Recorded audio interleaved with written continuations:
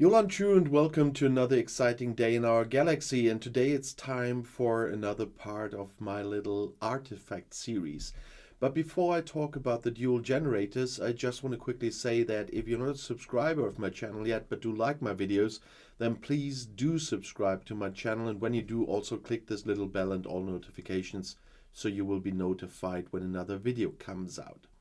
But let's go to my artifact gallery now. The dual generators are of course there, and we can just sort for rarity this time, and there's the dual generators. The dual generators are an epic artifact, so you will definitely need a little bit of time to get them, but they are quite helpful indeed because they increase the isolytic defense for all ships. And isolytic defense is like the mitigation against normal weapons fire in case of isolytic damage. That's a topic for a different video, and I made videos about isolytic defense and isolytic damage and isolytic cascade damage. So if you haven't seen that yet, just have a look in my helpful trick playlist. But the dual generators help you defend against this, and so they are really helpful. And if you look at the details, they start with 5% at level 1 and go up to 50% isolytic defense at level 20. And as usual, as you've seen with my other artifacts and the other artifact videos I started with, after level 15, the upgrading part of the dual generators also changes. So from level 16, or to get to level 16, you will need remnant parts to do that, and not the shards for the isolytic not the isolytic defense, the dual generators anymore. When you click them now, you see it says collect shards because I'm only at level 3 of 20. But when it gets beyond level 15, you will see the same that you, for example, see at the Vidian Onata Organ Harvester.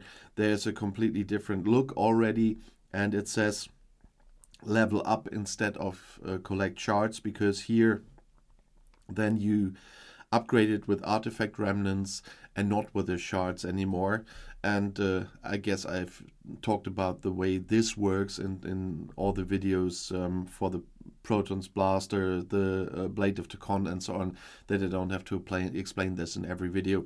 If you have no idea yet how that works, just watch the video about the Blade of Tacon or the others that are already working like this.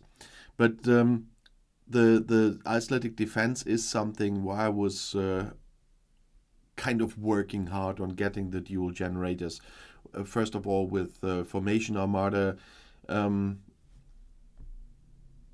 with Formation Armadas for the exchanges, because then you always hope that you find something here, but there's no dual generators in the premium part, and there's none in the isolytic part, because the dual generators you find in your Voyager refinery.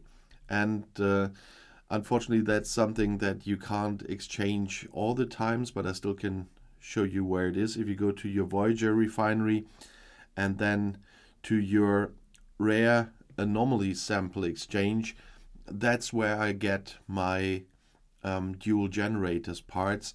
I can't show you because it's always so long until it refreshes again after exchanges. But you will have to believe me that there are shards for the dual generators in the rare anomaly sample exchange, and that's why I got it more easily than others. For example, like the Scepter of the Grand Nagus and the Katinga scale, I got those via the conversions here, but the dual generators via the Voyager, and so that was a little bit easier, or I must have had a little bit of more luck here. But in general, I do like these artifacts, and that's why I'm doing this little series, although the videos are quite short. But I think it's an important information because I could see it on myself that I tended to neglect it a bit, and not to take really care of it, but you can do some targeted work if you make sure that you are starting formation armadas as well. Then you get premium tokens in many cases that you need for certain exchanges. And as you can see with some of those here, I'm working on Scotty's Trident scanner at the moment, and you can do that a little bit more targeted. You still need the luck for the exchanges like everything else, but you can do. And so you must not neglect this part of the game, because the artifacts are really, really helpful. And as I said, that's why I also do this little artifact series despite the shortness of the videos, because I think it's a very important information for my viewers.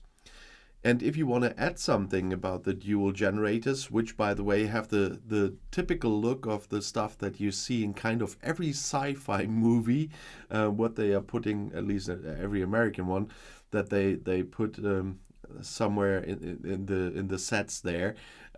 You've seen that for, I don't know, 50 years or whatever on every sci-fi set, so to speak. And but if you want to add something about the dual generators or artifacts in general, please write a comment under the video. And if you have questions or video requests, of course, like the firing patterns I did this week, that was a requested video, you know I do read the comments regularly. And if you just want to say hi and where you're from, I'm always happy to know where my active viewers are coming from.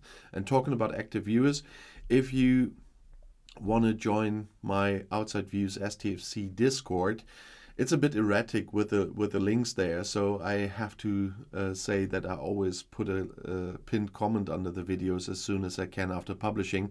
And there it also says, then please write a comment that you want a link, then I'm gonna answer your comment with the current link, and then you can join that too. In the database, for example, you already find all the firing patterns for all ships, and the charts, for example, for wave defense in Tango. And if you want to see another video right now, the next one is right here in the end screen. I'll see you there. I'll be back.